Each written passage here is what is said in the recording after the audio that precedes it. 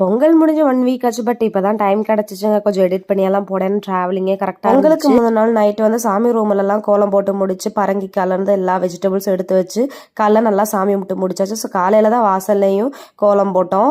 And வந்து அத்தை வந்து மேஜரான ஒர்க்கெல்லாம் பார்த்தாங்க. நான் வந்து சின்ன சின்ன இந்த அடுப்பு தொடச்சி போட்டு வைக்கிறது, கோலம் போடுறது, இந்த மாதிரி ஒர்க் தான் பார்த்தேன். ஸோ இடையில எனக்கு ரெஸ்ட் இல்லாதனால நான் தூங்கிட்டு, ஆனால் எங்கள் அத்தை தான் ரெஸ்ட்லெஸ் எல்லா ஒர்க்கும் பார்த்தாங்க.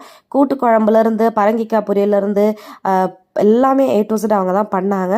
எல்லாத்தையும் பண்ணி முடிச்சுட்டு எங்கள் மாமனாருக்கு நான் தான் தோசைலாம் ஊற்றி கொடுத்தேன். அவங்க வந்து அடுப்பு வேலை பார்த்துட்டு இருந்தாங்க. 12 o'clock எங்கள் அத்தை பொங்கல் வைக்கவும் ஆரம்பிச்சாங்க. ஸோ பொங்கல் வந்து சூப்பராக பொங்குச்சுங்க.